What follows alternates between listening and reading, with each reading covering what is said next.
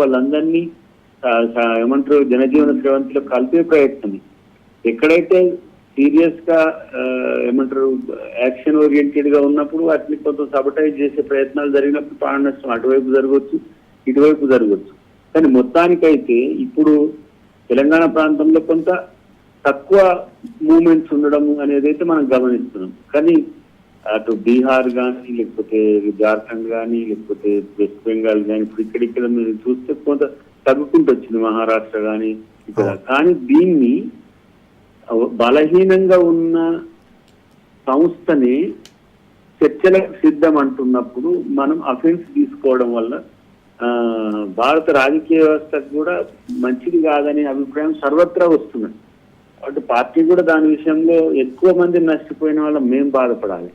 BJP బాధపడితే నష్టం. మీరు అట్లే లైన్ లో ఉండండి. రాకేష్ రెడ్డి వర్గశత్రువుగా చూస్తున్నారు, కంప్లీట్ గా వర్గశత్రువు కాదు, అది శత్రు వైరుధ్యము కింద చూసి ఆ వైరుధ్యాన్ని కనుక మనం తొలగించుకుంటే శత్రుత్వం పోయి వాళ్ళు కూడా సమాజానికి ఉపయోగపడే వ్యవస్థగా మార్చే ప్రయత్నం చేస్తే అది అందరికీ మంచిది అనేది అభిప్రాయం. దయాకర్ అన్న మీరు లైన్ లో ఉండండి. మన ఎమ్మెల్యే రాకేష్ రెడ్డి గారు అందుబాటులోకి వచ్చారు. గుడ్ మార్నింగ్ రాకేష్ రెడ్డి గారు. గుడ్ మార్నింగ్ అండి. అంటే శాంతి చర్చలు జరిపితే నష్టమేముంది? గతంలో మావోయిస్టుల చేతిలో ఎక్కువగా మరణించింది అంతా కూడా కాంగ్రెస్ వాళ్ళే మరణించారు, కాంగ్రెస్ నాయకులే మరణించారు. కాంగ్రెస్ నాయకులే ఇప్పుడు శాంతి చర్చలు అంటున్నారు. శాంతి చర్చలు జరిగితే ఇద్దరికి లాభమే కదా, శాంతి చర్చలు జరిపితే నష్టమేముంది అని అంటున్నారు అద్దంకి దయాకర్. కాంగ్రెస్ నాయకులు, బీఆర్ఎస్ నాయకులు, బీజేపీ నాయకులు కాదండి. అన్యాయంగా అమాయక ప్రజలు అత్తమారకూడదు అనేది ఒక అభిప్రాయం తప్ప నాయకులకు ఉంటుందండి. మనుషులు అమాయక ప్రజలు చావకూడదు ఇట్లాంటి దుశ్చర్య చర్యలల్లా. రెండోది నక్సలిజం అనేది కూడా మనం ఆలోచించాల్సింది. అంటే ఇప్పుడు దయాకరణ గారు, నేను కానీ చిన్నప్పటి నుంచి వాళ్ళ ప్రాంతం, మా ప్రాంతం అయితే మరీ దారుణంగా ఇనుపపూట్ల చప్పుళ్ళు, ఎన్కౌంటర్లు లేని రోజులు లేకపోతుండే మా దగ్గర. అప్పుడున్న పద్ధతులు సుమారు 50 ఏళ్ల కింద ఎప్పుడైతే నక్సలిజం మన తెలంగాణ, ఆంధ్రప్రదేశ్, ఉమ్మడి ఆంధ్రప్రదేశ్కి వచ్చిందో ఆ రోజులు వేరు. అప్పుడున్న భారతదేశం వేరు, ఇప్పుడున్న ఆధునిక భారత్ వేరు. అది కాంగ్రెస్ పరిపాలించిందా, భారత ప్రభుత్వం పక్కన పెడితే అక్కడ జరుగుతున్న ఎక్కడైతే మాక్సిమం తగ్గిపోయింది. ఆయన అన్నది ఒకటే నిన్న, నక్సలిజం ఆయుధాలు వీడండి, రండి ఆయుధాలు వీడండి, ఫస్ట్ లొంగిపోండి. ఏదైతే అంబేద్కర్ గారు రాసిన భారత రాజ్యాంగం ఉంది, భారత న్యాయ వ్యవస్థ ఉంది, భారత రాజకీయ వ్యవస్థ ఉంది, అన్ని రంగాలు ఇప్పుడు ఎన్ని సమస్యలన్నీ నక్సలైట్లే పరిష్కరించారు కదండి. 30 రాష్ట్రాలలో నక్సలిజం లేదు, సమస్యలన్నీ నక్సలిజం పరిష్కరించలేదు. ఒక వ్యవస్థను క్రియేట్ చేస్తున్నాం భారత రాజ్యాంగం. వెళ్దామనేది భారత ప్రభుత్వ ఉద్దేశం, అమిత్ షా గారి ఉద్దేశం కాదు. భారత ప్రభుత్వం గురించే మాట్లాడాలి మనం. రెండోది, అక్కడ ఏదైతే జరుగుతుందో చాలా వేలాది మంది లొంగిపోయినరు. ఎక్కడో అక్కడ కొద్దిగా చాదస్తం ఉండి మొండి పట్టుతుండే వ్యవస్థ కొద్దిగా ఇబ్బందికరంగా తయారైంది తప్ప ఎప్పుడు కూడా మా దేశ ప్రజలని, మా అమాయక బిడ్డలని ఎవరైతే వాళ్ళ ఆలోచన విధానం, ఓకే వాళ్ళ ఆలోచన విధానము, వాళ్ళ లక్ష్యాలు వేరు కావచ్చు, అంటే ఏదైతే వెళ్లే దారి తప్ప లక్ష్యం ఏది? లక్ష్యం ఇప్పుడు ఉదాహరణ కాంగ్రెస్ ప్రభుత్వం ఉంది. కాంగ్రెస్ ప్రభుత్వం లక్ష్యం ఏమున్నది? పేదవాడికి.